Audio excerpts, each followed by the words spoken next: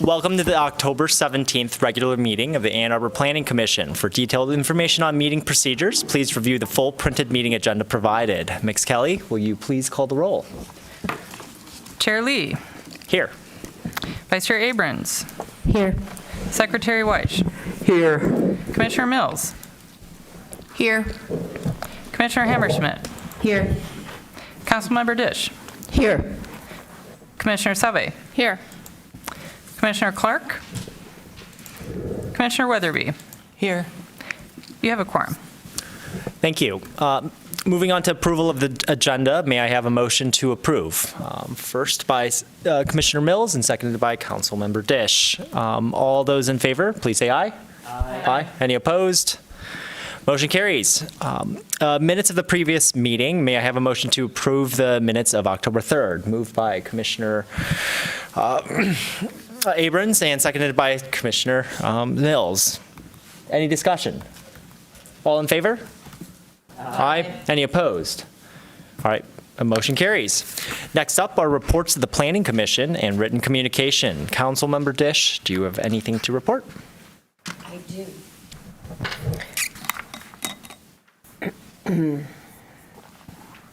Where is my document? I think I remember it. So last night, City Council voted to annex the two parcels on Riverside Avenue or Drive, whichever it is. And we also voted to approve the development agreement for the Platte Road townhomes. And I think that's all. Thank you. Ms. Kelly, do you have a report? I do. On the 12th of October, there was a Plymouth Road area rezoning public meeting for the rezoning to TC1 at the Traverwood branch of the Ann Arbor Public Library. There were about 40 attendees, including council members Song and Watson. Robust debate, and we look forward to also advancing that to the Planning Commission table next month. And also next month, targeting mid-November, pending a location, we'll be scheduling the complimentary meeting for the Washtenaw corridor. So there will be forthcoming information about a TC1 Washtenaw Avenue area rezoning public meeting forthcoming. Also, the Comprehensive Plan Steering Committee interest survey closed yesterday with over 100 applications, and Manager Leonard will be sending notice for a comp plan subcommittee meeting this week to review next steps, but I can tell you that that meeting will be taking place of the usual ORC subcommittee, Ordinance Revisions Committee subcommittee, and so it will be next Tuesday from 7 to 9 p.m. Thank you. Do other commissioner officers or committee liaisons have anything to report? Written communications are included in today's packet. We're going to move on to public comment. This is an opportunity for persons to speak up to 3 minutes about an issue that is not listed as a public hearing on this agenda. We'll first call on individuals present to address the commission, then remote participants. To speak during this public hearing remotely, please press star 9 if listening by phone, or use the raise hands feature if viewing through the web link. For phone access, please call 877-853-5247 and enter meeting ID 977-6634-1226. City staff will select callers who have raised their hands using the last 3 digits of their phone number or by name if available for those accessing through the web link. You'll hear an automated announcement that the host is allowing you to speak. And when speaking, please move to a quiet area and mute any television or background sound so that we can hear you clearly. For either method of participation, please state your name and address at the beginning of your comments. And is there anyone present that would like to speak at this time? Seeing no one, is there anyone that would like to address the commission remotely? Pravina Ramaswamy, you have permission to address the commission for 3 minutes. Hello, I live in a neighborhood directly behind this proposal, and I'm a community leader. We here in the community have spoken and written to the Planning Commission of each of these proposals presented by UNCU. Excuse me? I'm so sorry. This is regarding items that are not on this agenda, so you'll have a chance to speak on this particular matter in just a few minutes. Okay, thank you. Thank you.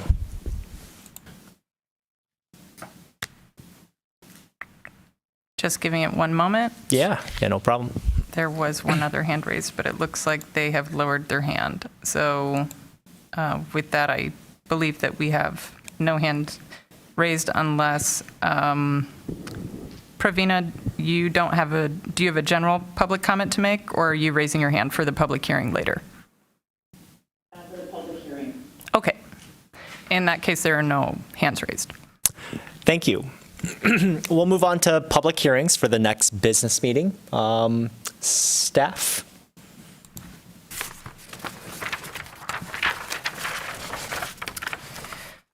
A public hearing on the following items will be held by the Ann Arbor Planning Commission on Wednesday, November 1st at 7 p.m. There is a revised notice for 3874 Research Park Drive, a site plan for City Planning Commission approval. This was erroneously noticed for City Council approval, and so it is renoticed. It is a proposal to construct a 110,800 square foot office, research, and lab space as the second phase of a 241,100 square foot project. There is a new 77 space parking lot also proposed on this research district and office research limited industrial district zone site, which totals 16.9 acres. The second and final item notice for public hearing is the Plymouth Road Transit Corridor District zoning. The Ann Arbor Planning Commission will hold a public hearing to hear all those interested in a proposed rezoning, which is an amendment to the zoning map, section 5.10.2 of Chapter 55 Unified Development Code, to rezone parcels in the Plymouth Road area to TC1, Transit Corridor District, before making a recommendation to City Council. The City of Ann Arbor is considering action to rezone approximately 136 acres, including at least 99 addresses and tax parcels in the Plymouth Road area. More information is available at plan.a2gov.org/TC1 corridors. Thank you. We're going to move on to item 8A, unfinished business. This is 3520 Green Court, Plan Unit Development Text Amendment for City Council approval. The proposed amended supplemental regulations will expand the permitted principal uses of the PUD. The permitted principal uses would include medical, dental offices, which are currently prohibited, and would expand the definition of hotel. Currently restricts hotel developments to extended stays with 100 rooms maximum capacity, and would permit development of multifamily residential housing, which is currently excluded. This PUD district includes 35.26 acres. This is slated for postponement. So we're going to go through public hearing on this particular matter? Yes, because Okay. it is noticed, it's a chance for members of the public to weigh in. However, the petitioner has identified that they are still considering the commission's feedback with the owner group of the other parcels in the PUD and are not, would appreciate the postponement. Got it. Understood. Thank you. This is public hearing. This is an opportunity for persons to speak up to 3 minutes about the proposed PUD amendments. We'll first call on individuals present to address the commission, then remote participants. To speak during this public hearing remotely, please press *9 if listening by phone or use the raise hand feature if viewing through the web link. And for phone access, please call 877-853-5247 and enter meeting ID 977-6634-1226. City staff will select callers that have raised their hands using the last 3 digits of the phone number or by name if available. You'll hear an automated announcement that the host is allowing you to speak, and when speaking, please move to a quiet area and mute any television or background sounds so we can hear you clearly. And again, for either method of participation, please state your name and address at the beginning of your comments. Is there anyone here that would like to speak at this time? Mr. Garber. Yeah, I just have a procedural question. Yeah, I've already spoken on this project last time. Will there be a public hearing in 2 weeks when this comes back? Typically, the Planning Commission does offer a renewed opportunity for public comment, and I would expect the same thing. Okay, because it's going to be a new plan anyway, so that makes sense. All right, thank you. That's my question. Thank you. Is there anyone else present that would like to address the commission? Not seeing anyone. Is there anyone that would like to address the commission remotely? are no hands raised, Mr. Chair. Thank you. There's there's a motion to postpone the November 1st regular session. Do we have a motion? Motion by Councilmember Dish, seconded by Commissioner Mills. Discussion of the proposed motion. All right, let's do a voice vote without objection. Or should we do a voice vote for this? I think it would be fine to say without objection that motion passes. Okay. If someone has an objection when that is phrased, it would be appropriate to raise an objection. Thank you. Without objection, that motion passes. All right. It is postponed to the November 1st regular session. We're going to move on to regular business, Section 9A. This is 3874 Research Park Drive, Sartorius Phase 2. This is a site plan for Planning Commission approval. We did just renotice this based on the erroneous noticing that this would be for City Council approval. This is actually for City Planning Commission approval. This is a Phase 2 proposal to construct 110,800 square feet building addition to an existing building and 77 new parking spaces with 2 new curb cuts off of Research Park Drive. We are looking to postpone, but first we will go to public hearing. This is an opportunity for persons to speak up to 3 minutes about the proposed site plan. We'll first call on individuals present and then remote participants. If listening by phone, please press 9 or use the raise hand feature if viewing through the web link. And then for phone access, please call 877-853-5247 and enter meeting ID 977-6634-1226. City staff will select callers that have raised their hands using the last 3 digits or by name if available. You'll hear an automated announcement that the host is allowing you to speak, and when speaking, please move to a quiet area and mute any television background noises so we can hear you clearly. Again, please state your name and address at the beginning of your comments. Is there anyone that would like to speak at this time?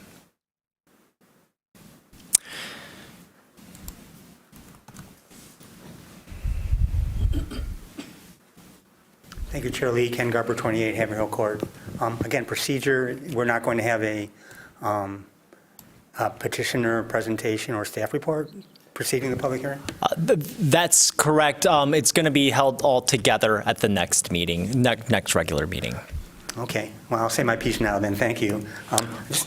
Last month, the German Parliament passed a law requiring all new construction to have 65% renewable energy component. This project obviously would not even come close to getting there. Sartorius is a German company. I want to push back on the notion that certain medical and lab buildings can't go all electric. Yes, there's a problem with air exchange frequency and the need to heat or cool all that incoming fresh air.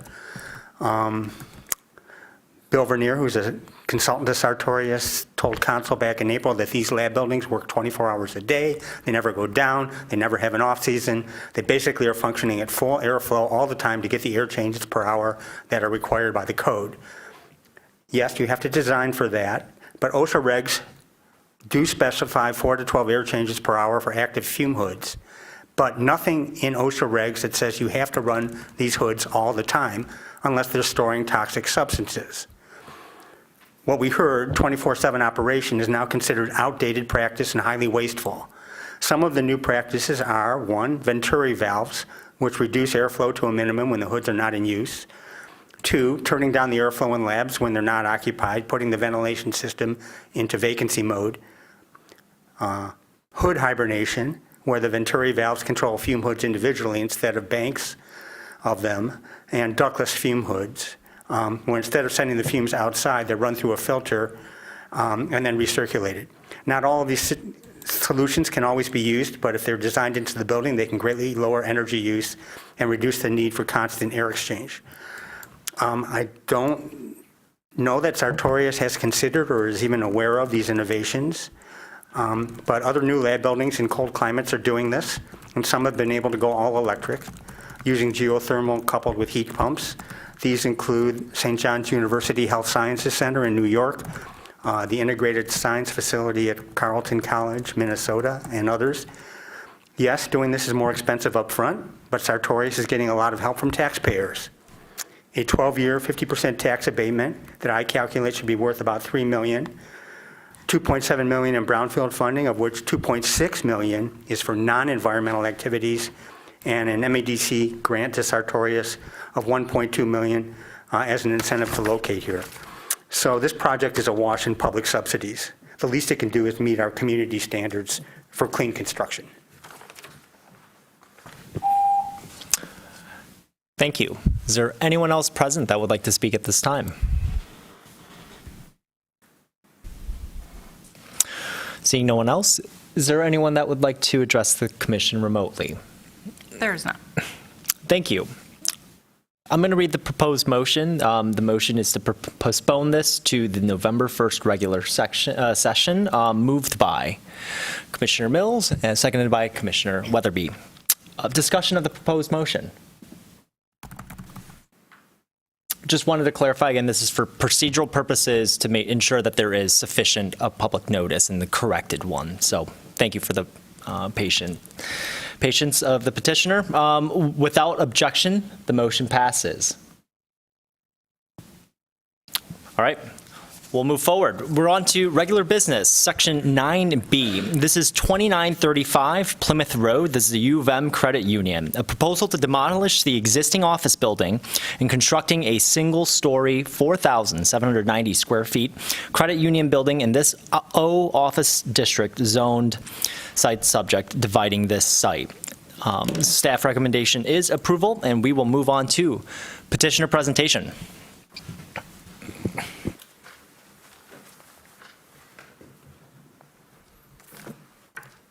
Hi, good evening. I'm Deanne Ramos with the University of Michigan Credit Union.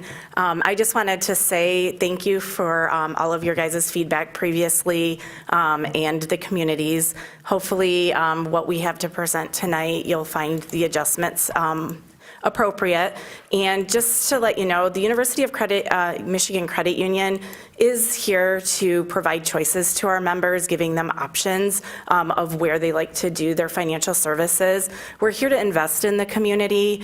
We partner with several local institutions around the communities we service, and we really do want to provide financial success for all of our members.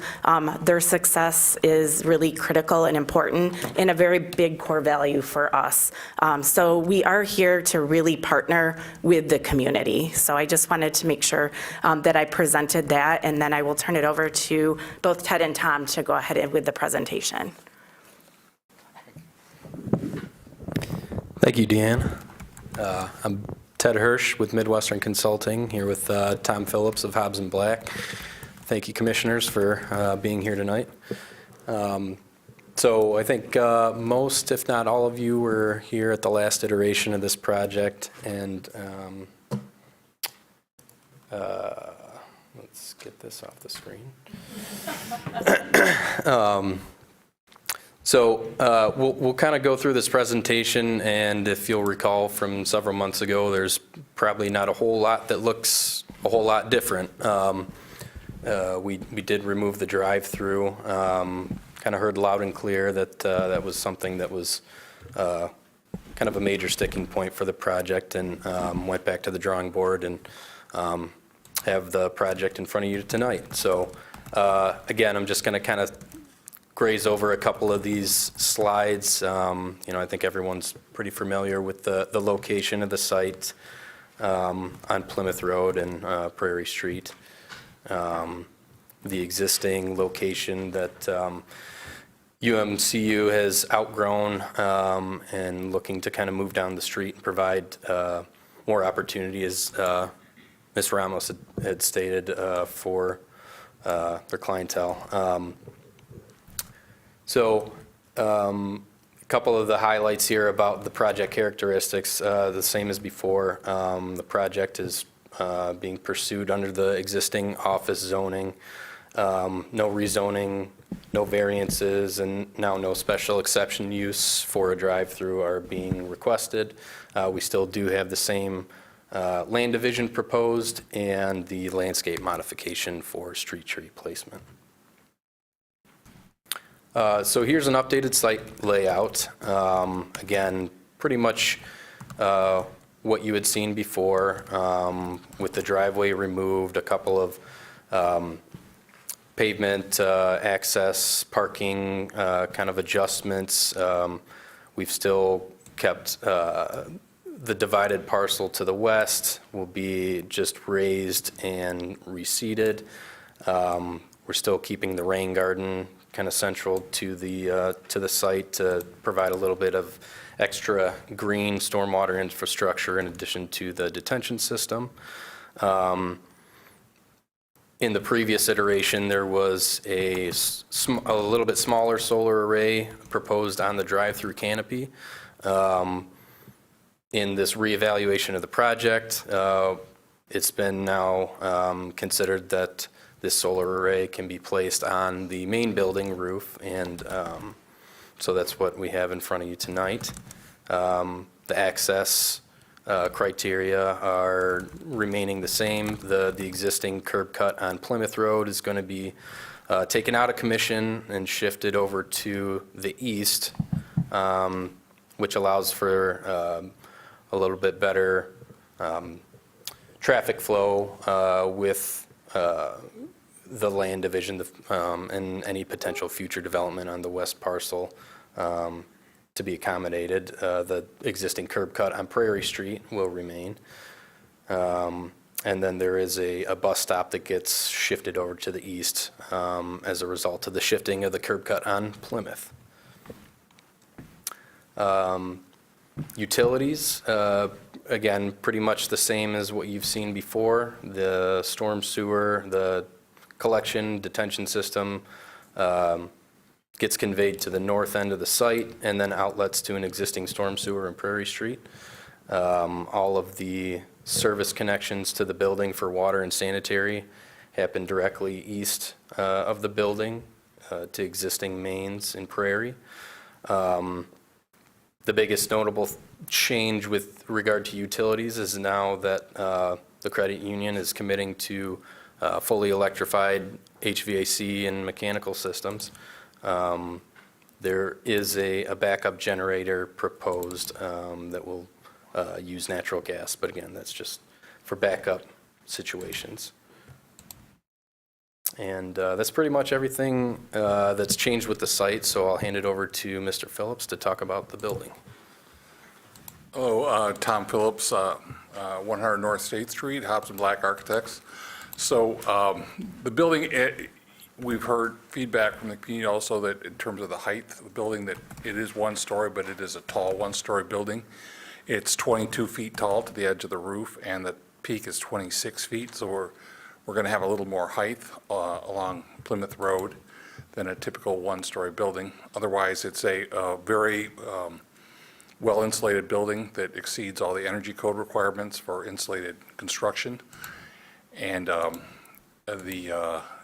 it follows many of the lead principles that we incorporate into all our projects these days. And they typically exceed the energy code on almost pretty much every level. As Ted mentioned, we have a space on the white roof for solar panels, and that would be designed into the project from the beginning. And we're happy to take any questions. Thank you. And then I think we go to staff presentation. Do you have anything to add, Mr. Chang? Yes, they had previously stated this was heard back at the April 4th Planning Commission meeting, where it was denied and then came back for reconsideration at the April 18th meeting, and it was again denied. So they have come back with essentially the same project without the drive-through lanes. There is the conflicting land use buffer that was mentioned that will screen from the neighbors to the north. It is subject to a land division. It's a 1.7 acre site. This is approximately 1 acre. I think the vacant site will be approximately 0.7 acres. They are also adding some EV installed parking and some capable spaces on site. But otherwise, it's what you saw, back in April. Got it. Thank you.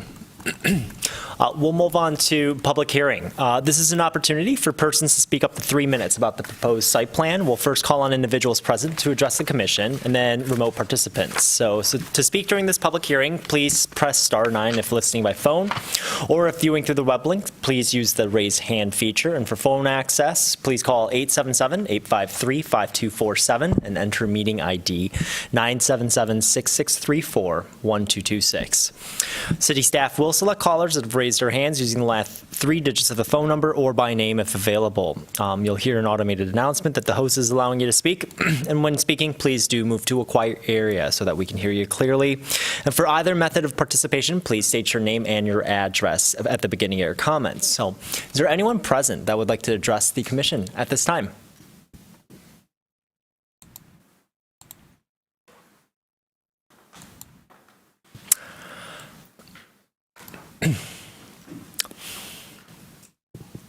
This is highly embarrassing. I feel like I'm some kind of outcast or someone who just isn't familiar with the normal procedure by coming up here every time there's a public hearing. But on this project, I want to thank the petitioner for going all electric. However, I just took, before coming here, I just took a look at the OSI Sustainability Review, the latest one, and they conditionally recommend approval of this project. You may have seen this, that the petitioner is sort of not committing on several recommendations from OSI, including pairing on-site solar with on-site energy storage. They say they're exploring that. OSI wants more specifics. The business about a gas connection for a backup generator, OSI objects to that, and so do I. Propane would be another solution. Even better would be on-site battery storage. In my wildest fantasies, I envision an Ann Arbor where fossil gas is no longer used to heat anything, and all the existing lines will have been capped. And I think we have to anticipate that with new construction and not extend these lines. There have been some projects that have changed their minds, so to speak, and promised to go all electric and then ended up converting back to gas. I guess Owl Creek Apartments is the most well-known of these.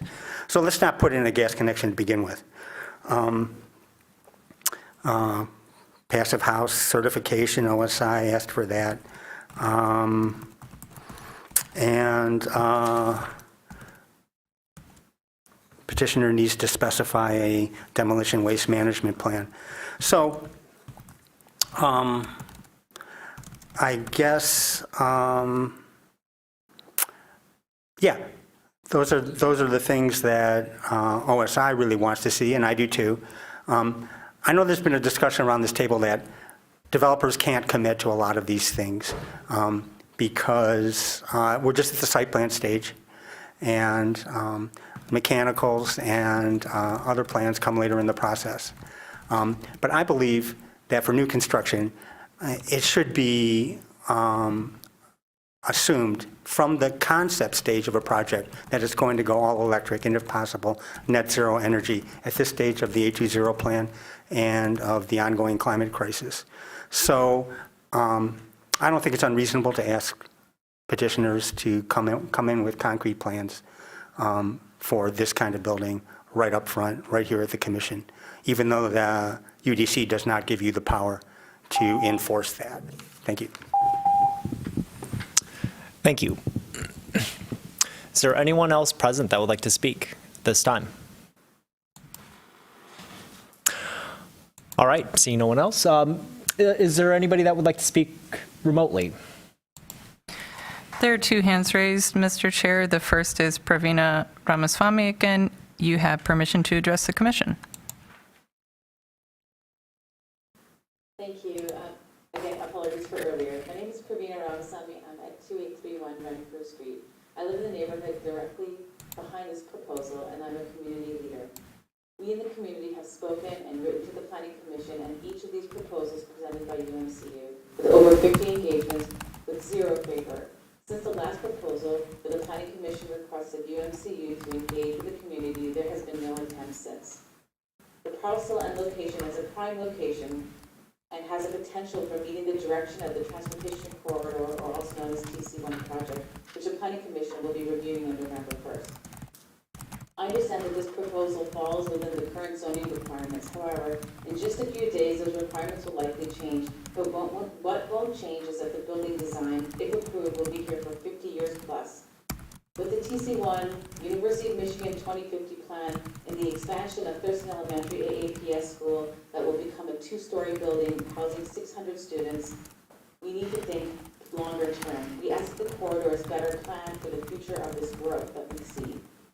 I ask the Planning Commission to please encourage UMCU to come up with a plan that better matches the future vision of this important transportation corridor and serves the community better. If it does proceed, I ask that they work on improving their interior design to serve the community better. A supposed community conference room that closes at 5 o'clock on a weekday, or community park bench that faces Plymouth Road, which was suggested by the UMC representatives at the last Planning Commission, is just lazy and not solution-based. It was also mentioned that the design is a standard branded marketing building, thus the huge billboard, rather than a community a bank for the community or for their member base. It also has limited accessibility for buses and walkability from the new proposed location compared to where it is now.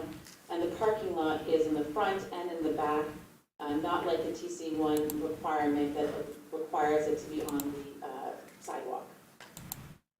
If the design of the current, per the current zoning is approved, I ask that UMC do a better job of utilizing this mass footprint that you're taking with its 4 or 5 employees inside. I mean, perhaps a separate entrance for businesses that they're offering loans to for meetings after hours, or for community space, perhaps food truck rallies on the weekends. Think bigger, utilize this space better. With the TC1 Transportation Corridor and the University of Michigan's 2050 plan, along with the Thurston Elementary APS building the 2-story building in 2027, there's a greater opportunity here. I ask the Commission to this important corridor and take this risk of a short-term blowback for a long-term vision. We need to do better with density and usability with this limited footprint the city has. Lastly, please consider the traffic on Prairie Street that is currently very high and will only get bigger with the school expansion and TC1 and UMCU. Thank you. Thank you. 2 more hands are raised. Our next caller is Jacob Kitzman. You have permission to address the commission for 3 minutes. All right, thanks for hearing me. My name is Jacob Kitzman. Our family lives on Renfrew Street, in the same neighborhood as this proposed development. So despite the environmental improvements, this proposal is fundamentally the same as the previous versions, which the council considered and rejected. I believe it suffers from the same flaws. It really fails to add benefit to this part of the city. We already have almost kind of a comical excess of retail banks within a mile of this location, including the existing UMCU branch. So adding another one is kind of absurd, especially in an area, or in an era where nearly any banking function can be done by app on your phone. The community is not asking for more retail banks. What would help promote our community members' financial success would be to develop more affordable and more transit-adjacent housing for people to live in. Furthermore, the addition of a driveway on Prairie Street is going to bring additional traffic from a high-speed arterial road right onto Prairie Street near our school, where there's already a lot of congestion at drop-off times, both car congestion and kids and parents on foot. So I really think that a low-density drive-up retail development here would be a very short-sighted use of a prime parcel in what, as has been mentioned, may soon be a TC1 zone corridor. Not only that, it would be completely inconsistent with the city's stated goals in the Vision 0 and 820 plans. I think another major issue is that this proposal leaves a vacant, nearly 3/4 acre parcel to its west. So in evaluating this proposal, the Commission should consider what's the fate of that plot going to be. What type of future development is going to be feasible and cost-effective to put there, given its really narrow profile. I think we should consider that it's highly likely that lot will sit vacant for quite some time. And that is inconsistent with neighborhood character and aesthetics, which I believe are criteria that the Commission can factor into their decision. So this development would fragment one of our most precious and limited resources, development-ready land that could be used for housing or mixed-use development.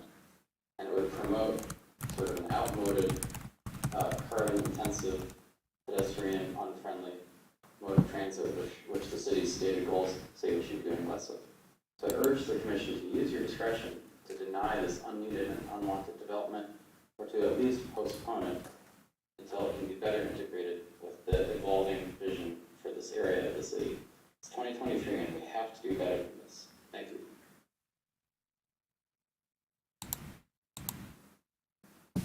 Thank you. The next hand raised is Christy Watkins. You have permission to address the commission.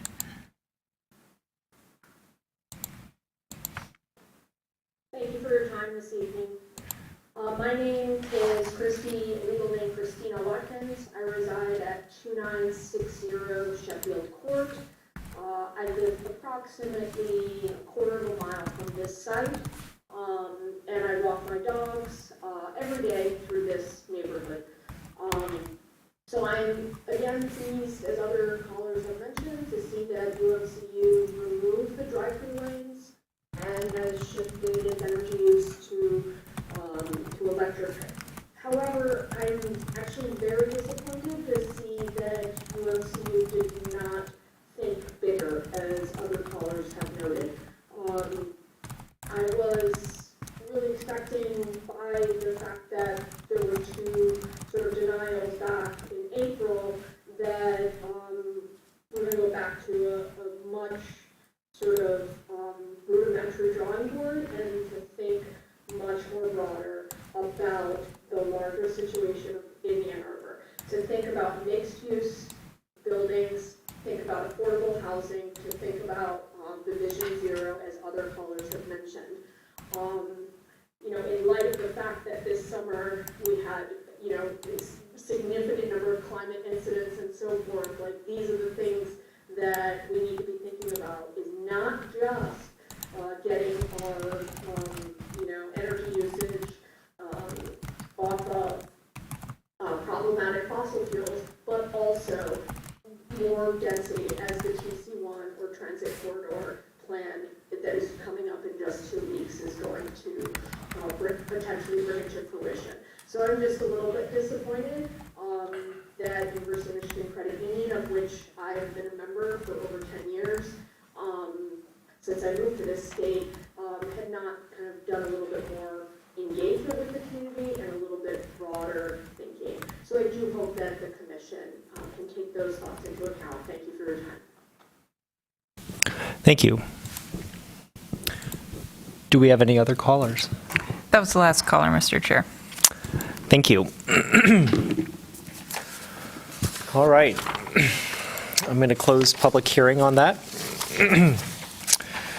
So I'm going to read the proposed motion. The Ann Arbor City Planning Commission approves the UMCU site plan subject to demolishing the existing structure on site, dividing the subject parcel from the parent parcel, and a landscape modification for the location of street trees to be outside the public right-of-way as required in 5.20.10 of Chapter 55. Moved by Commissioner Mills, seconded by Commissioner Abrams. We are in discussion. Would anyone like to kick us off?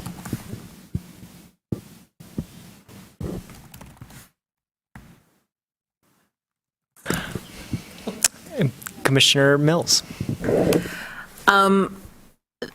Thank you for rethinking this particular site. I am no longer concerned about the impacts that the site will have on traffic. I think it's certainly there's going to be more coming and going than before, but kind of queuing and concerns about traffic safety associated with the drive-through lanes are irrelevant now. I also appreciate kind of thinking more about sustainability. I would encourage you, as you move the project forward, to think about whether it's actually cheaper long-term to not have that natural gas connection and the hookup fee that you're going to have to pay for it and the infrastructure part of it, and provide propane instead for the rare chances where you need that backup power. I don't know all of the building code rules, don't get me wrong, but I don't know that there are that many times when it will actually be needed. You don't have an elevator because you are obviously one story, right? So, so I don't know that even when the power is out, how important it is that it is operating at full capacity, is what I would say. And so that seems to me like it would not require very much by way of by backup power. I think I hear community members recognize that we're contemplating transition along this corridor. I also think that this meets the standards. My feeling is it meets the standards of what the zoning currently allows. I appreciate moving to a single curb cut along Plymouth Road and the way that it's aligned so that something that can go on that narrow parcel may not require parking on site. We don't and I would encourage you to think about whether there might be opportunities for redevelopment of that site to share your parking. I mean, I would hope that, I would expect that, I mean, this is already a walkable area. As you have more people living there, more of your customers are going to be able to walk. And so I would hope that whatever gets developed on the western parcel is built lot to lot or whatever the zoning allows there, and that you don't have parking at all on that site. Our code does not require that. And I would strongly encourage that. So things to consider as you're kind of thinking overall about this project. Thanks. Thank you. Councilmember Dish. Thanks very much. Happy to see the electrification elements. I'm interested in your answers to Commissioner Mills. I'm interested in hearing what you want to say to her suggestions about propane. And also, had you considered batteries? And would battery backup do enough of what you need in the inevitable, I shall say, power outage? So I also want to say that I appreciate the comments that residents have taken the time and thought to prepare. And I understand that this bank is not residents' preferred use for this parcel, but UMCU owns the parcel, and the city doesn't have the ability to tell property owners what to do with the parcels they own if the uses they propose are consistent with what the current zoning allows, and this one is. And while it is true that we are now quite close to TC1 rezoning along this corridor, that changes nothing for a project that's already under consideration and has been under consideration for more than a year. So we are not able to change the rules of the game in the course of the game. So we need to work with what we have in front of us. I noticed in the notes, this is a question to the petitioner, that you stated you are prepared to discuss the traffic concern that's been raised about Prairie Street, and I'd like to invite you to do so. I think at our last meeting, we spoke a little bit about how, whereas this new facility may not generate additional trips, and that people will not be deliberately leaving their homes to come to it, it is going to create more traffic as people drive by and say, oh yeah, I wanted to deposit this check, or oh, I need to pick up some cash. So if you had further thoughts about Prairie Street, since the notes say that you did, I invite you to share what those thoughts were. I want to ask you straight out if you have thought about plans for the 3/4 of an acre adjoining parcel, if that's something that you're thinking of selling, if it's something that you have an idea of what your use might be for it. I think those were the two. Yep. Those were the major things. Thank you. Okay. So I'll try to take those one at a time. First, being the thing that I can speak a little bit to as a civil engineer. in regard to the traffic. So Commissioner Dish, you did mention, like we talked about at the first meeting for this, that part of the evaluation of the trip generation for this type of use is acknowledging the fact that there are passerby trips that are generated where it's not the original destination. And I apologize, I don't have the revised traffic impact numbers in front of me, but if I'm recalling correctly, those generation numbers did get reduced with the elimination of the drive-through. And I think at the initial, the onset of this project, our position and the findings from our traffic team was that the level of service of Prairie Street wouldn't be degraded as a result of the project with the drive-through, and come to the same findings with the elimination of the drive-through, and even more so. And that's with comparison of the existing use to what's proposed now. I think I'll hand it over to Mr. Phillips for discussion on the generator. Good evening. We typically, the two sources of fuel for generators are diesel and natural gas. The diesel is considered to be worse in terms of being a fuel that has oil as a component of it. The propane is a different technology. The generator really is determined by the size and type of generator is determined by its use and what it's going to back up. In this case, the credit union has to remain in operation through a power outage, so that operating the building implies a load, and in fact, making the building all electric can even increase that load to some extent. So that's going to drive the type of generator it is. And propane is not a common, in our experience, generator fuel, but that's something we could look at. And batteries are frankly quite new, and so that they have to be looked at in the scale of the power they need to provide. So those are things we, going forward, would take a look at, but we haven't gotten into engineering yet at this point.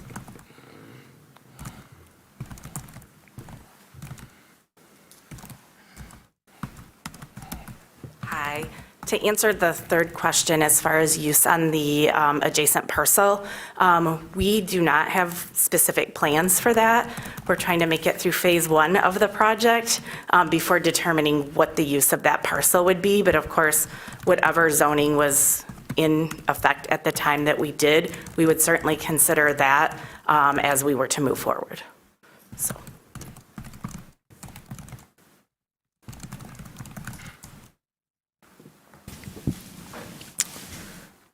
Thank you. Any other commissioners?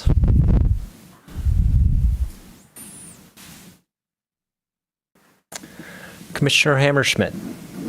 I just have a follow-up question to something. I'm curious, why does a credit union need to remain operational during a power outage? Is it security, like vault issues, or?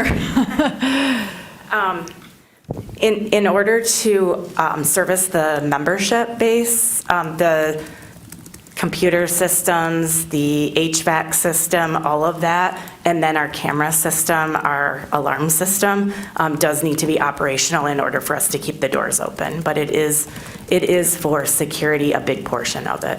Okay, So, I guess security and comfort of the team and the members. Yeah, I mean, the bank, it's not open 24 hours a day. I assume you have power 24 hours a day. I mean, the argument, I guess, to me, that like a credit union would need to remain in operation during a power outage, it's not like a critical piece of civic infrastructure. So during the pandemic, we were actually considered critical, and so we all had to report to work. I don't know if you guys are aware of that or not, but financial institutions are considered a critical component amongst the government. And for us to service our members like any other business, and be able to be there at the needs of our members, we have experienced several power outages, and unfortunately, we've experienced several of them have been on Plymouth Road, to be honest with you. So our current location in the strip mall is probably one of our locations that goes down in power most often due to several factors. We lease that space, so I don't have all of the details. So having the backup in order to be able to continue business is important for us. But again, as both Ted and Tom had mentioned, with the generator, I mean, we're certainly willing to look at what we can do to kind of offset that if there are things we can do. So with the newer technology, the batteries, we'll definitely look into that. And they work directly with specific electrical engineers that tell us what we can run and can't run off of a generator, so. Okay, I'm glad to hear that you're willing to look into it. And Absolutely. I guess, as far as the second parcel is concerned, I think Commissioner Sauvé, last time you did some quick math to see what would even fit, given its rezoning to TC1. I mean, I guess I would just say at this point, I don't think we're going to convince you for your current parcel, but if that second parcel is rezoned TC1 and you sort of find that nothing is developable on that parcel, I would highly consider rethinking this current parcel to see where stuff could be shifted around, because to one of the caller's points, it would really be a shame to just have a vacant parcel sitting on an active corridor. Absolutely. Thanks. Thank you. Commissioner Weich. A couple things. One, thanks for hearing the comments and moving towards electrification. I think Mr. Garber made a valid point around the lack of recommendation from OSI. So you started in August with their sort of tentative approval, and then on their September 8th memo, they recommended non-approval because it still uses fossil fuel. And I think this is the conversation that we're currently in. So other than the fact that your current, I want to say this correctly, design team doesn't have experience with this technology, is there another reason why you're not moving to a completely sustainable model for this development? Because I think what I heard from Hob and Black was batteries are new, propane is new, which I'm hearing is we don't have experience with it, so we don't know how to do the thing that we would later consider. So, I mean, you can disabuse me of what I'm hearing, but I apologize for that implication. Not at all. What I was referring to was past experience. So, as you know, construction is a lengthy process, and so projects are planned and engineered and designed and constructed through a significant amount of time. So when things come onto the market that change that, they integrate relatively slowly into the construction process. And battery is one of those at this scale. So if this was, you hear about batteries at home all the time, but we haven't had an entire building backed up with a battery yet. But it's something that is our engineers are familiar with it and is something that we would evaluate. And again, that goes to the size of I'm sorry. I just need to make sure I'm hearing you correctly. Sure. I worked for IBM for 5 years, and in 1997, at our data center, the entire building was supported by actual what looked like car batteries to deal with power outages, to make sure that the power never went off so that they could deliver for their customers. So am I hearing you when you're saying that there is no technology that would allow a 7,000 square foot building to operate on a battery, or am I misunderstanding? How much? You're misunderstanding. I'm sorry, 4,000 square foot, which is that's not what I'm saying. a modest-sized house. Sorry again. That's not what I'm saying. I'm saying it's something that we would evaluate, and our engineers are experienced with it. Another question? Go ahead. So given all of the community comment about this bank sort of tying up this property as TC1 is coming, can you just help me here at the table, as well as the community that surrounds the bank, why you decided to stay in this kind of design configuration as opposed to moving towards TC1, which I think everyone that is called in would say, gosh, like you're hearing us, that would sort of indicate that you were really interested in community investment and sort of trying to activate this space. I understand Councilmember Dish has already stated, you own the land, it's zoned office, you get to follow that rule or that zoning as you see fit. But just sort of hearing all of the feedback, because this is our third time at the table. Absolutely. It just seems. No, to I was me- gonna share this with you I'm guys sorry, earlier. I'm not quite Oh, finished. sorry. To me, it doesn't feel like that feedback is being considered. And so wanting to just give you another opportunity to help us understand why this 4,000 square foot building on this 2-acre sort of plot that's coming to an area that's going to be redeveloped, as opposed to something that I think you could have done that would have been still in keeping with the design of your bank and the kinds of designs that you do, but could activate and sort of say to the community, hey, we're a partner, we see where things are going, and we're coming towards you. Yep, absolutely. We did actually consider doing larger than a one-story building. The design team, we all got together along with our internal team and looked at it. We are in the business of buying and selling money. It's what financial institutions do, supporting the communities we live in, or we service, and helping the members with their financial success.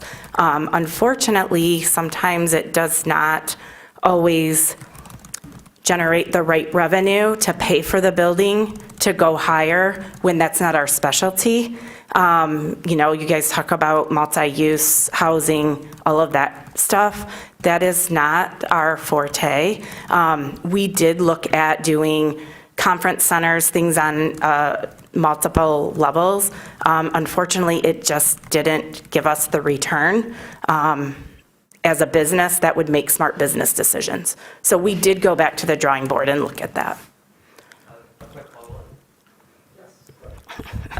So if it had been zoned TC1, then are you saying you wouldn't have decided to go forward with this project because you wouldn't have been able to meet that zoning requirement? On this specific project, I don't know that I can answer that because it wasn't TC1, and so we looked at doing a multi-story building, and at that point, based on how we were designing it and the use we were looking at for it, it did not give us the return as a smart business decision for our members' investments. Okay. Thank you. You're welcome. Thank you. Any other commissioners? All right, thank you for all your comments and feedback. And at this point, I think we're good to go with a roll call vote. The motion is presented. Chair Lee. Yes. Vice Chair Abrams. A reluctant yes. Commissioner Weish, Secretary Weish. Yes. Commissioner Salve. Fine. Yes. Commissioner Hammerschmidt. Yes. Commissioner Clark. Yes. Commissioner Mills. Yes. Commissioner Weatherby. Yes. And Councilmember Dish. Yes. That motion carries. Thank you. Site plan is approved. We're going to move on to other business. We're on to section 10A. This is the Planning Commission work program discussion. And with this, we're going to start with a staff presentation. Ms. Kelly. Yes, just give me one moment. Yeah, sure thing.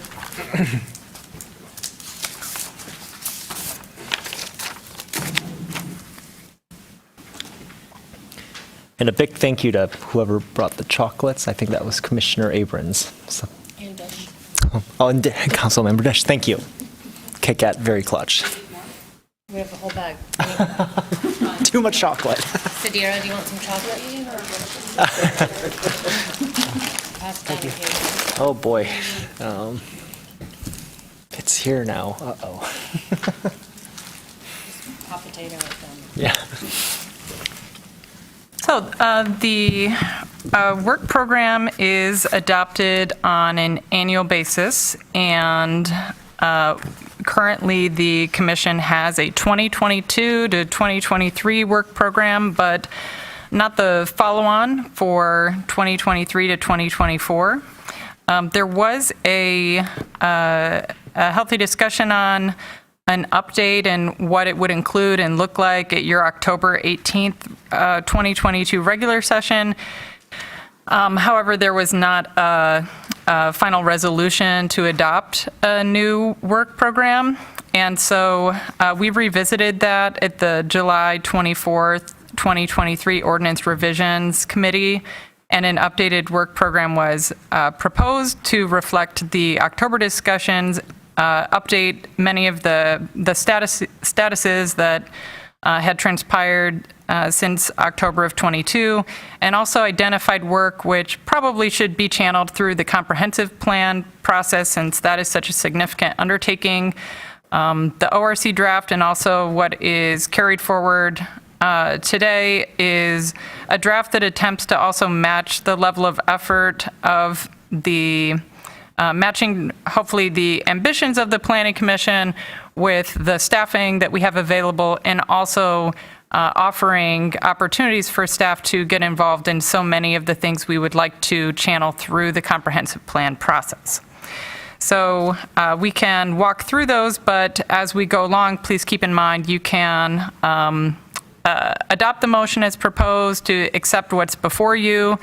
There are 2 copies in your packet. One has red lines showing what's changed from your current work program, the 2022 to 2023 work program. You can decide to make changes, and so you could continue under your previous work program if you like it. You could adopt what's proposed today, or you could propose further amendments and say, okay, this still needs some more work. So what is in the packet and what is on the screen are 2 versions. As I mentioned, a red line version. Red just means it was moved around either to a subsequent year or it was added new.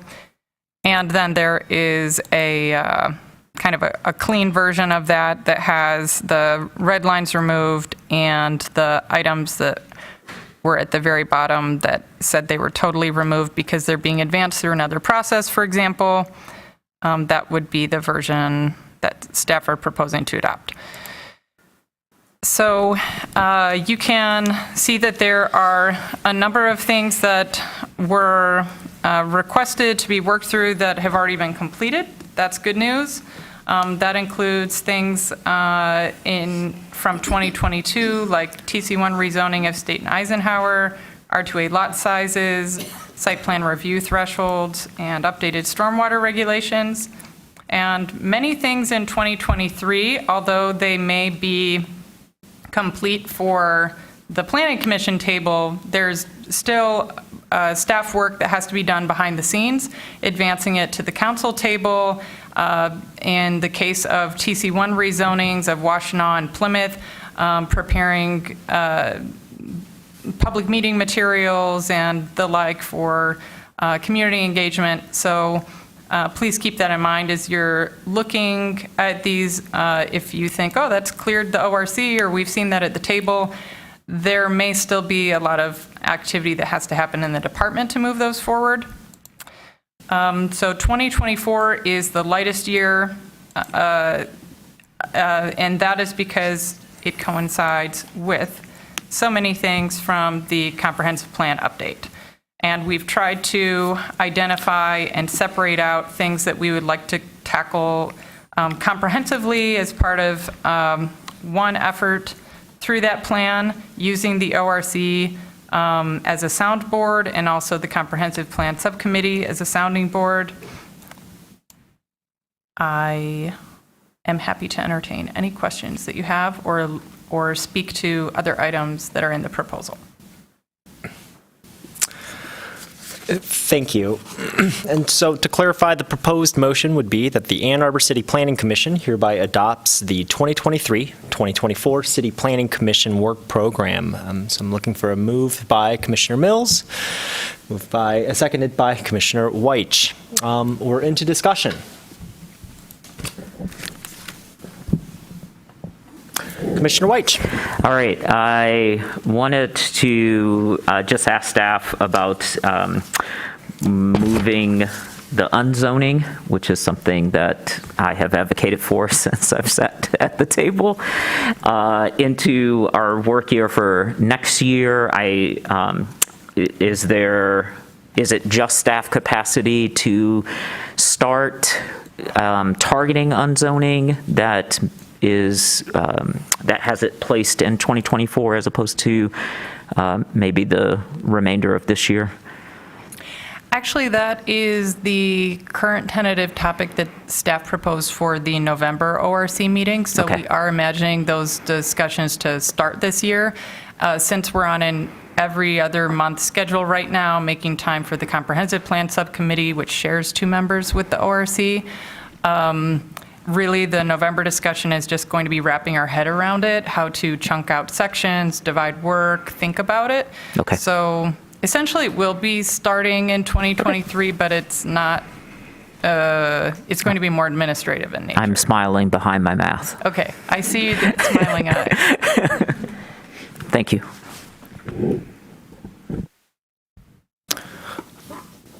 I wanted to bring up site plan light. I think at this table we've talked about the utility of that is in 2025. And I certainly want to be mindful of the amount of work we're going to have to do for the comprehensive plan. And actually at the beginning I did say, hey, actually let's be measured and reasonable about the amount of targets we set. But of the ones in 2025, I think that one sticks out to me as one that I want to at least get the ball rolling to see what the framework could look like. That being said, I do recognize that the comprehensive plan is going to entail quite a lot of UDC updates, as they prescribe certain normative ways to update that. So just wanted to throw site plan light out there, see if it has any kind of traction with folks that may want to see that. I do see that as being a pretty measurable step into allowing property owners to have incremental improvements without triggering, such large scale updates. So just throwing it out there.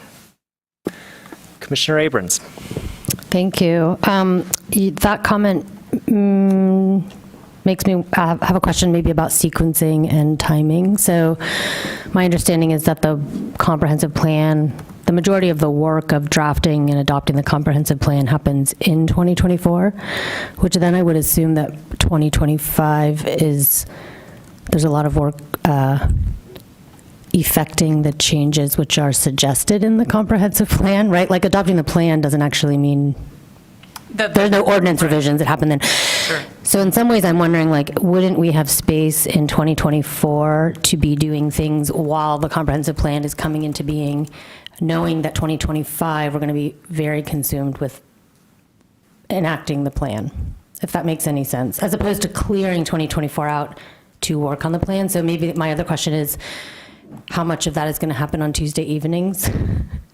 that makes any sense? Or is it about staff capacity in 2024 to be doing anything other than the comprehensive plan?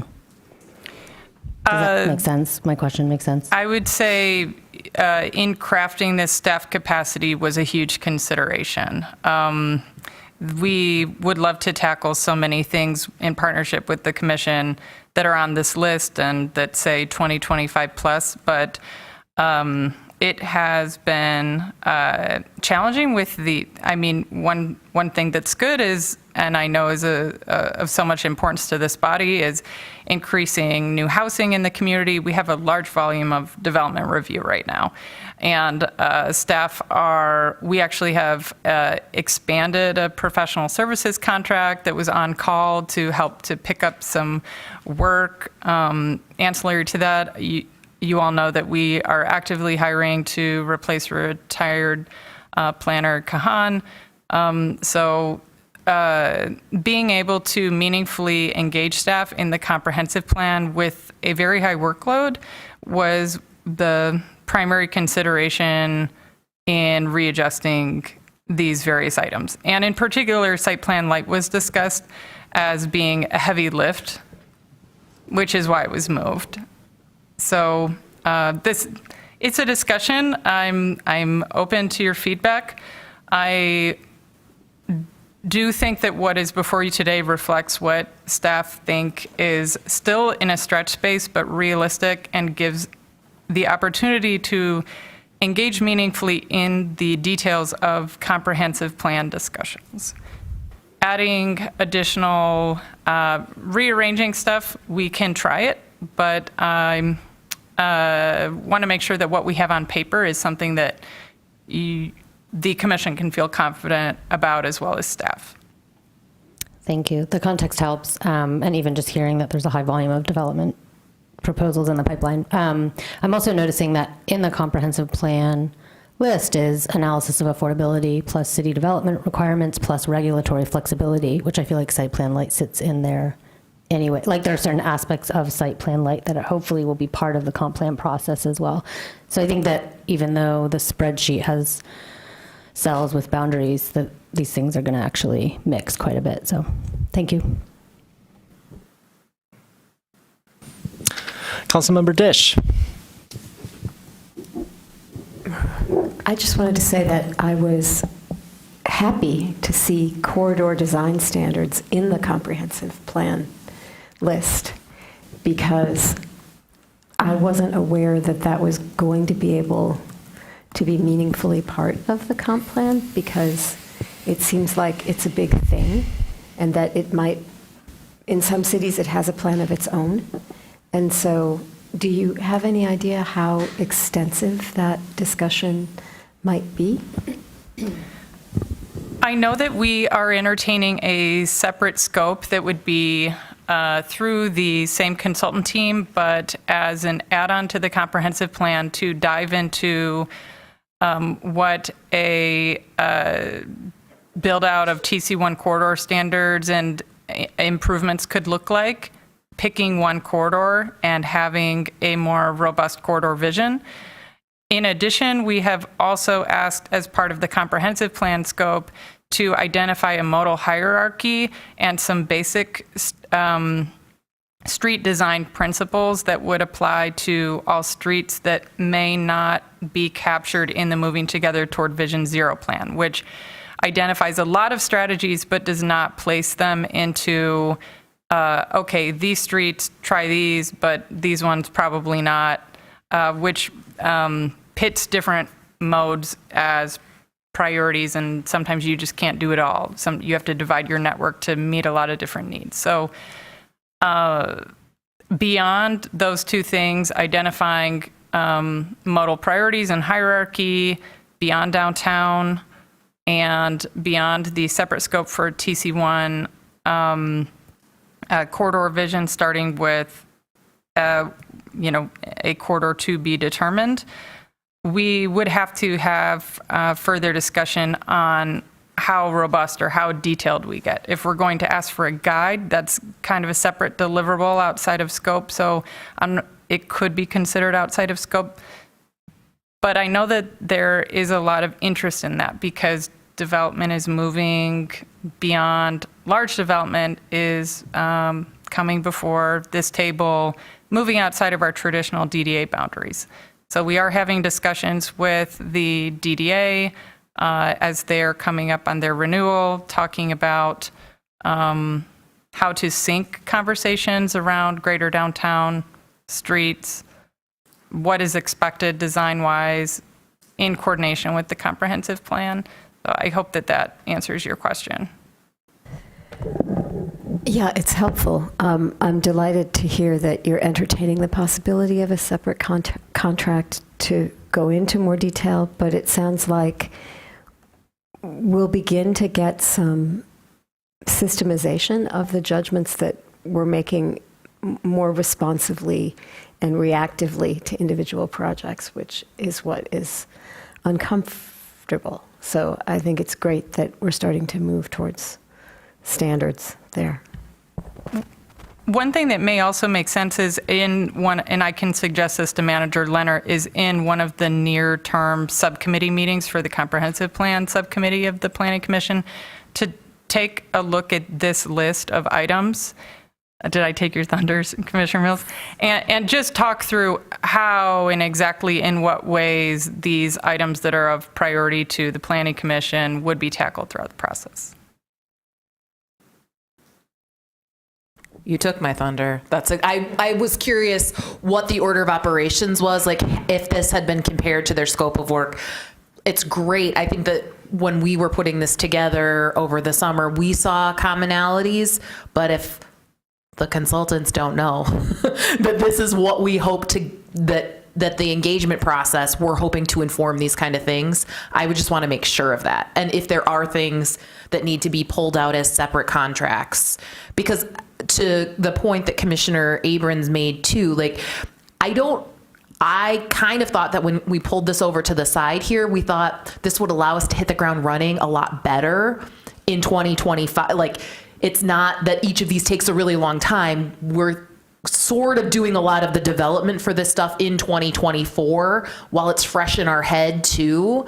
And so I think I'm not on the subcommittee for the comprehensive plan, but I think it would be worth that conversation about how you do that.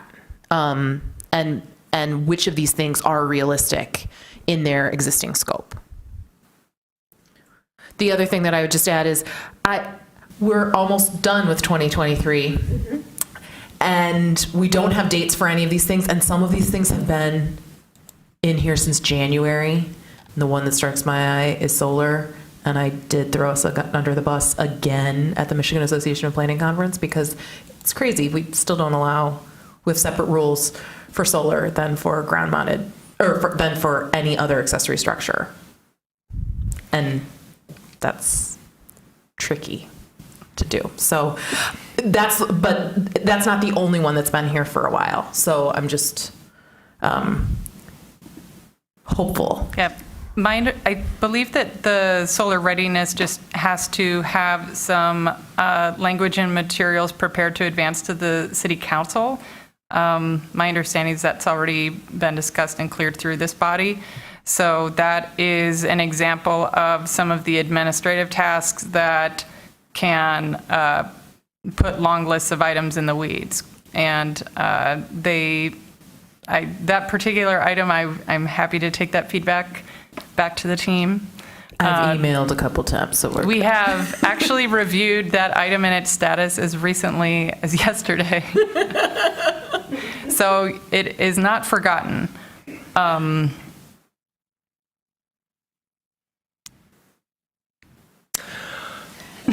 Thank you.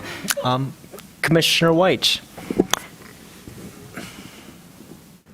One thing that would be helpful for me, that if you are open to this, is some kind of estimate of staff time per item, because without knowing, it's sort of a black hole. So, I'm looking at, for instance, student representation on commission. How much staff time is that? Is that a bylaws change? Could we just have an hour conversation about it and then here at the table make a recommendation through a motion at the table, and then it goes off to legal and they come back and say, yes, you can do this, no, and then it goes to council?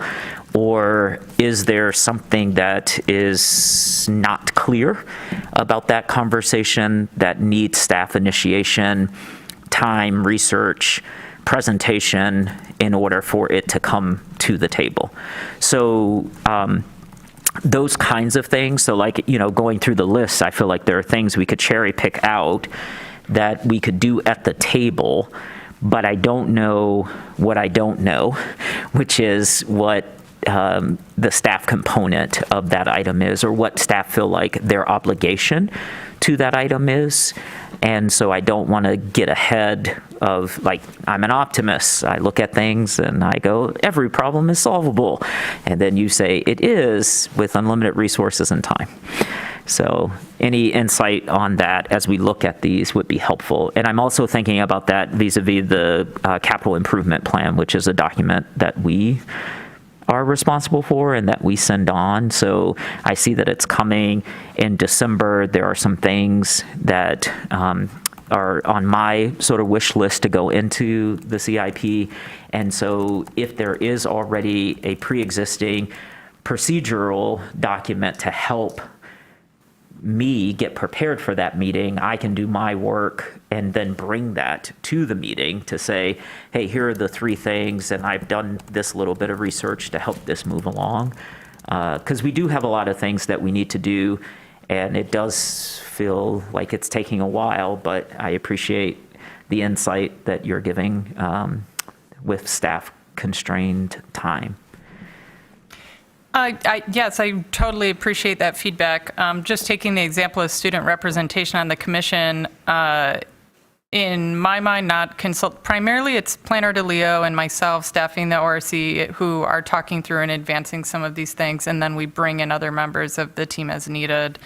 And Manager Leonard is also pretty involved. But for student representation on the commission, my assumption would be that Planner DeLeo and I would look at examples of other youth representation in other committees. We prepare a memo or other materials to discuss at the Ordinance Revisions Committee, try to reach a consensus of what to do with that item to bring it to the full body. And then further materials are prepared to do something specific and longer lasting. Discussion at the table, you could just have a quick discussion at the table, but I guess it depends on what level of depth and what expectations the Planning Commission has for these items too, because if it's on the list, we take it pretty seriously and we want to approach them all independently with the unique research that each requires. So for that one, we would probably want to do a peer review, see if they're a brief literature review, maybe from American Planning Association or similar. So something like that, I would imagine might take, in addition to preparing for subcommittees or for this committee, like 10 hours of staff time. It depends if also it may implicate changes to your bylaws. It might be something that for some reason or another has to be modified at the council table. Sometimes that happens when we start to get into things related to bylaws. I wish that some of these were simpler, but even a small, seemingly straightforward item like that can quickly become many hours of multiple planners and staff work. So maybe we need to clarify in a working session with the Planning Commission, what is intended for the various items that are on here. Maybe we haven't gone as in depth about your expectations for some of these, or at least since I've joined the department. Yeah, sure. I really appreciate your response. And I think to come towards you without creating a lot of work, colors work great. So this thing is going to take 10 hours or less, and it's a color. This thing's going to take 20 to 40 hours, and it's a color. And this thing's going to take more than 40 hours. And then you could intensify that with the number of planners that go into it, just so that looking at it, I don't make assumptions that you have embedded knowledge on. And then I think I appreciated your clarification that we haven't talked about what our sort of responsibilities are, because I imagine with the collection that we have at the table, we could do a peer review. We could roll up a quick subcommittee on student participation, and we could do all that, maybe 5 to 7 hours of that legwork, and then give it to you, and then you take our effort and then come back to us and say, based on the peer review from the subcommittee, these are our 3 recommendations. So something like that which seems fun, doesn't seem like super difficult to me. Again, I'm an optimist. Is something that I could say like, oh, I'd be up for adding 7 hours to my volunteer time to the Planning Commission to help move that one along so that it comes off our work plan and we also get it done, that kind of thing. So just since we're talking about this one. And I have a lot of unzoning ones that I would love to do with that too, but I might be belaboring that point. Thank you. And I do appreciate the depth of research and consideration each point goes into. I think by virtue of 2023s, anything that doesn't really get completed this year will literally stack on a 2024. I kind of look at the 2024 heading being kind of at the top of the 23. So being mindful, I have no proposed changes at this point to the work plan. Does anybody else have any proposed changes? If not, I would like to, all those in favor of the motion, please say aye. Aye. Aye. Any opposed? Motion carries. All right, we're heading on to other business, section 10B. This is the PRO Housing Grant Letter of Support, starting with a staff presentation. Mux Kelly. If I may, Chair, just on the previous item, staff are happy to revisit this more regularly or have a renewed discussion with ORC, and I appreciate the comments. Relative to the Pro Housing Grant Letter of Support, in tonight's packet, you'll find a proposed letter of support for HUD's Pro Housing Grant Funds. We'd like for the Planning Commission to consider endorsing the city's application for this pot of funding. There is about $85 million being made available federally for municipalities and units of government. We are asking for approximately $5 million of that. The opportunity closes at the end of the month. Ypsilanti City Council is meeting tonight to decide if they will be joining the City of Ann Arbor in our application. Both communities intend to review zoning to encourage more housing. We're also partnering with the Ann Arbor Housing Commission. Some of the proposed uses of the funding application include implementing the recommendations from the comprehensive plan, investing in pattern book housing for accessory dwelling units and duplexes, updating, at least for Ann Arbor and Ypsilanti, the information that came out of the 2015 Washtenaw Economic Equity Analysis. We'll also be looking at improving development review processes to facilitate easier build of housing, infrastructure assessment support, and remaining funds would be allocated to funding affordable housing on city-owned properties. There is an undetermined match at this point. If you match it at least 50%, you get the maximum amount of match points. However, there's no minimum match, but the city application, the team is proposing to maybe match at a $3 to $5 million level, so a 50 to 100% match. And that funding will likely come from an affordable housing millage, potentially other financing available through the Ann Arbor Housing Commission. So we request that you consider the motion to authorize Secretary Weish to sign and send this letter of support. Thank you. The proposed motion is motion to support the application of the City of Ann Arbor for PRO housing funds and authorize the Secretary to sign the letter on behalf of the Planning Commission. Moved by Commissioner Mills and then Councilmember Dish. Seconded. Is there any discussion? Councilmember Dish. I'm catching some typos. So can I do this nitpicky, or you want me to do it later? Okay, so as a representative of the City of Ann Arbor Planning Commission, we support efforts to increase the number of accessible and available housing units in our community. I'm not sure, as a representative, yeah. Or even... In the actual letter? Yeah, yes. This is the second sentence. Yes. It does not quite make sense to me. You could amend the motion to, well, because the motion says support the application and to sign the letter on behalf of the Planning Commission, you could say, I think typically that's inclusive of Scrivener errors. I did not personally prepare this item. Yep. But so I do have you want me to just familiarize flag? myself with the language, not throwing anyone under the bus. Can I flag the Scrivener errors for you, and then you figure Yes. out what's trying to be Give said? me one moment. And what I would would make love it more update that for you. something? It's just, as a representative, we support. I mean, Talking about being on behalf of the. As a member of this group, we support, or as a representative of Group X, we support. But it could go either way. What are your other errors? there was one more. Barriers? Yeah, that's possible. Oh, third paragraph, Ann Arbor and the surrounding county areas. Oh, I guess it's the county area. That's okay, there was one other. Yeah, it's barrier, whereas it should be barriers. Thank you, Sarah.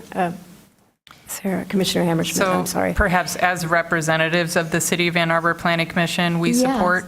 I could go with that. That sounds better. So Yeah. change as a representative to as representatives of? I think so. I mean, it's like yeah, because, Commissioner White is signing it. but he's signing it on our behalf, right? Yes, yes, that's what you're doing. You're authorizing me to send this letter. On our behalf. Yes. Because I can't speak on behalf of the commission Unless we tell you, you can't. unless you tell me. Okay, the other way to do it would be, as a representative, I affirm that we support efforts. We could put that in. So, as a representative of the City of Ann Arbor Planning Commission, I affirm that we support efforts. And then, as Commissioner Hammerschmidt identified, third para, second sentence, it should be remove barriers to Okay, affordable housing, barriers. because surely there's more than one.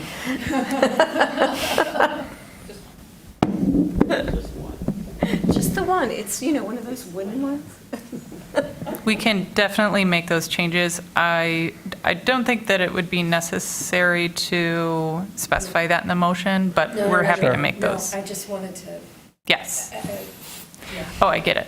I'm really into editing myself. Do it all the time.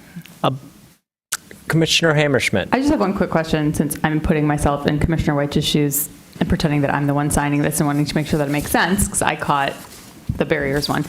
I'm assuming in the application, it's indicated that we are going through a comprehensive planning process and that is described. Because reading the letter, it was just sort of like thrown out there with no context. It is. It's specifically one of the funding requests is to implement outcomes of the comprehensive planning. Okay, perfect. I just wanted to make sure. I thought so by looking at the PowerPoint, but I just want to make sure that We could make it clear in the letter if you'd like. I think it's okay unless other people have thoughts. I just wanted to make sure that was like specifically addressed in the application. It will be. Okay. It's a core piece of the funding request. Thank you. Overall, I think this is great, personally, so I would be in full support of this. And so, other than the small kind of clerical cleanups, and we just want to help you make it as best as possible so we can succeed in the endeavor. So with that, I suppose, is there any further discussion? All those in favor of the motion, say aye. Aye. Any opposed? The motion carries. We're going to move on to section 11. This is public comment. This is a second opportunity for persons to speak up to 3 minutes about any issue that is not listed as a public hearing on this agenda. We'll first call on individuals present to address the commission. Then remote participants. So to speak during this public hearing remotely, please press *9 if listening by phone or use the raise hand feature if viewing through the web link. For phone access, call 877-853-5247 and enter meeting ID 977-6634-1226. City staff will select callers that have raised their hands using the last 3 digits of the phone number or by name if available. You'll hear an automated announcement allowing that the host is allowing you to speak, and when speaking, please move to a quiet area so that we can hear you clearly. For either method of participation, please state your name and your address at the beginning of your comment. So, is there any person that would like to speak at this time? There are no hands raised. Remotely either. Oh, great. Oh, sorry. I was seeing no one. We are moving on to, I'm closing public comment. Is there any commission proposed business? Commissioner White. I just have a question about how we are doing our public comments about TC1 and as maybe an indicator of how it might come forward for the comprehensive plan. And I wondered how to do that. So the November 1st TC1 public hearing for Plymouth will follow a similar format to other public hearings that come before this body. I'm sorry, let me clarify. I meant the ones that we do in the community. Okay. So how are those being managed? Yes. So the recent October 12th meeting that was at the Traverwood Branch Library was an open house format with a scheduled presentation. So there were maps that were printed out in large format, put on easels. There were 3 staff members available to answer questions. We were in the meeting room early, and we stayed after the presentation.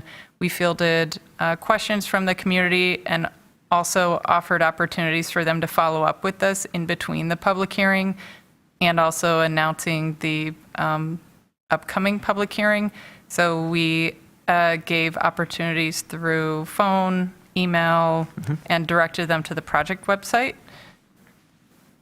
That is the general format. For Washtenaw, there were, I think, areas that we identified for improvement that we would like to do differently as staff. Coming up on the Washtenaw meeting, we are looking at incorporating more of an interactive exercise if possible, and thinking about just having different ways for people to interact with the information.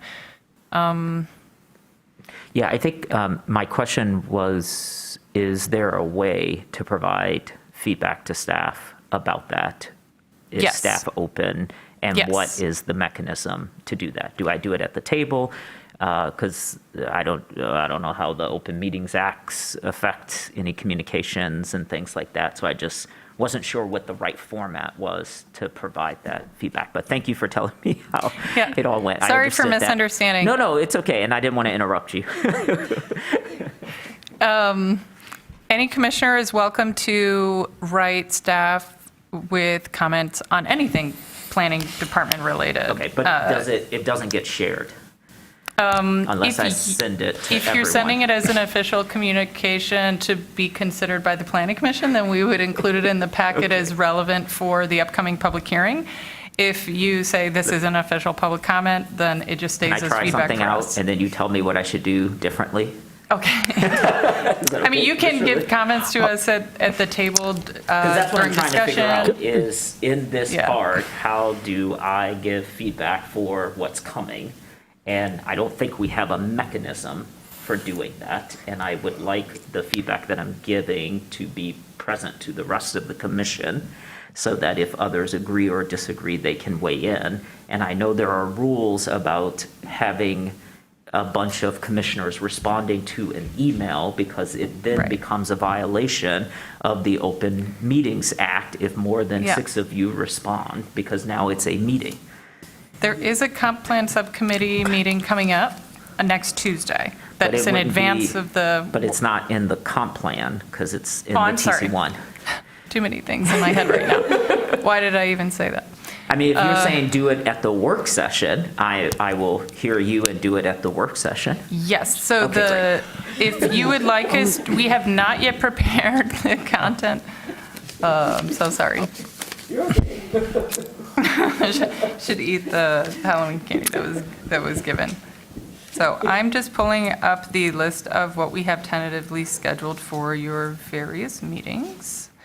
And the next work session is November the 8th, according to my records.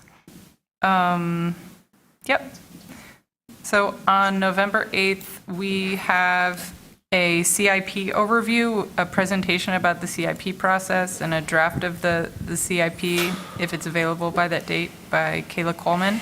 And we also had tentatively scheduled a presentation on building efficiency and some other related things from from OSI, Office of Sustainability and Innovation. We can add to that agenda. So if right now, during commission proposed business, you would like to offer feedback on format. However, we are scheduling the Washtenaw TC1 meeting for mid-November. It's very likely the staff will have thought through the format for that meeting by the time of I the. was breaking the rules, so I wanted to defer to both sides of the table. Sure. No, I just wanted to be clear about what the salient commission proposed business is, which is clarification in procedural conduct for giving feedback to the TC1 on Plymouth. So I can do it right now. It's super quick. okay. 20 seconds. The format of the presentation with the audience being able to either interrupt the presentation or hijack the presentation, I think defeats the point of what we are trying to convey. And so I wonder if there's a different way we can present the information, whether it's at tables where we would have staff at tables talking about the impact, and then people can move, like a charrettes process, where they can move from one table to another table, as opposed to an upfront presentation to an audience with questions, because there's plenty of public hearings. There's going to be a public hearing at this table. There'll be 2 public hearings at the council table, but the conveyance of this information is helpful to everyone that's in the room, and the format that was adopted from the Traverwood one prevented staff from completing its presentation because of time in that space. And I think that then does a disservice to our community, because we can't actually talk about the things that we want to talk about. So I just wanted to do that, but I didn't know how and whether it was here at the table. So now that you know what I want to talk about, if there is a way to give that kind of feedback in the future, if you can advise me on that, I'll follow that program if this was inappropriate. So, thank you. You can make that a formal public comment, and it would be included in the packet under the communications to the commission. That way you communicate it both to your colleagues, the public, and staff. If you just want staff to see it, you can email us anytime, and we're happy to take the feedback. However, if you want to ensure that it's available for broader visibility, then letting us know that in addition to sending us the email, you would like for it to be included as a communication to the commission would be the mechanism to do that. And I can let you know that we're of a similar mind. So thank you for those improvement suggestions. We would also like to make improvements along those lines. Yes. And it wasn't a criticism, it's just an observation. It's okay if it is a criticism. It's not. You all are doing a great job. Thank you. Is there any other commission proposed business? Commissioner Abrams. I just have a question. I just wanted to confirm that next Tuesday, the ORC meeting is being replaced with a comprehensive plan subcommittee meeting? Yes. Thank you. And can I confirm that I should be assuming that every other fourth Tuesday, which is a really amazing cadence, every other fourth Tuesday I should be holding for the comp plan subcommittee? I can pass on to Manager Leonard that you and other members of that subcommittee would like a regular cadence, and ask him to communicate and and work that out. I'm not sure exactly of the scheduling intentions. Okay, so did I miss something that I was supposed to know that next Tuesday was the subcommittee meeting? I may not have been copied on all of the email exchanges, so I can't say for sure. But Okay. is that an inconvenient day for you? No, it's not inconvenient, but I have very few open evenings, and I scheduled a constituent coffee hour for that, thinking that it was an open evening. Now, I'm going to reschedule that hour, or I'm going to be 5 minutes late to the subcommittee meeting, and I'm going to leave a half hour early from that coffee hour. And in the future, I will make the coffee hours at a time where one person has complained they could not attend, which is 5:30 to 6:30. But it's just, things are so insane that, and I feel terrible that I was not present for what sounds like a really delightful meeting in Plymouth, because that is my ward, but I was out of town. I mean, on a pre-planned thing. That's not at all relevant, but it's just so hard to be at everything, which you know because you have the same hard, and finding a time for every, I mean, so it would be convenient if we wanted to do every other fourth Tuesday. I can certainly bring that back and suggest that. But I would think we need to meet more frequently than that, given the amount of work we have. I don't know. But if we want to do that, I will totally block those off. I just need to know about it. I will ask for some attempt at more regular cadence and advance notice for those. Thank you. Any other commission proposed business other than being everywhere all at once? So, if nothing else, I'm going to move to the last item, which is adjournment. Moved by Commissioner Mills, seconded by Commissioner White. All those in favor say aye. Aye. Aye. We are adjourned.